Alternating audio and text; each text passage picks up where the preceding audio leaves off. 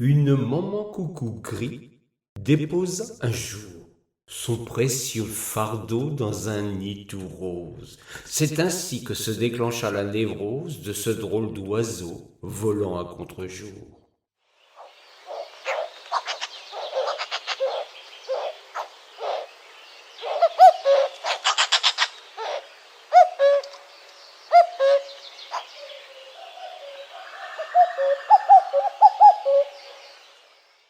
Le bébé dévora tous ses colistiers, de curieux œufs dont le blanc était rouge.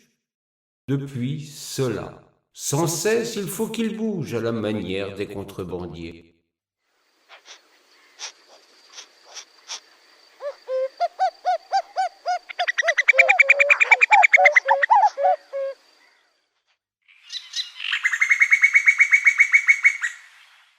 Traversons les Pyrénées pour trouver sa voie, puis recommencer à la moindre votation. Notre parasite avait pour vocation de toujours appartenir à la cour du roi.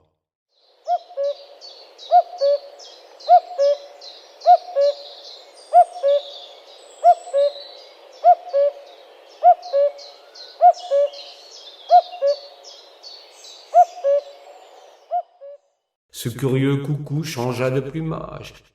Valé sans conviction, il trouva des perchoirs qui lui firent miroiter l'envie du pouvoir avant que de connaître bien des naufrages.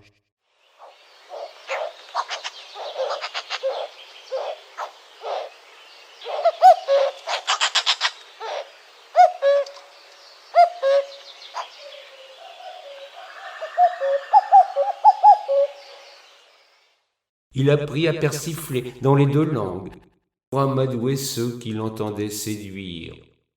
Une pratique qui, bien loin de réussir, en fit un migrateur tristement exsangue.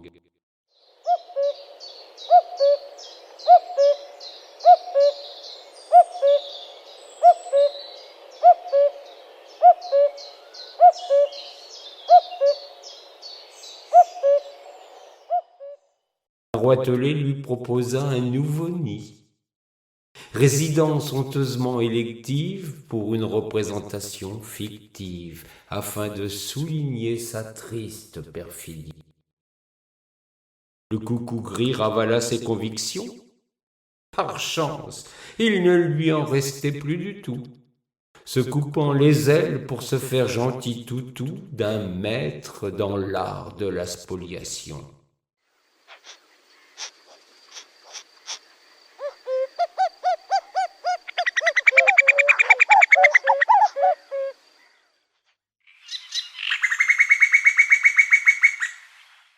Il convient désormais de lui promettre de se briser le bec dans sa nouvelle mission, même si le prince offrit circonscription, taillée sur mesure pour ce fiefé traître.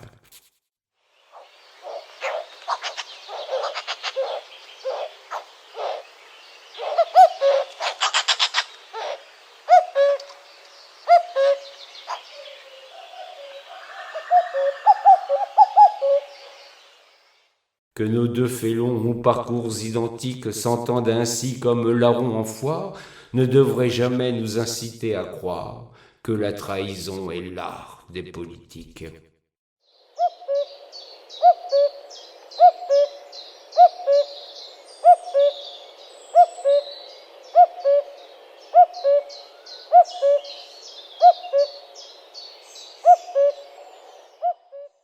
Rajoutons un « e » à ces deux-là qui s'aiment, afin que la confusion de leurs prénoms atteste qu'il y a bien ici collusion.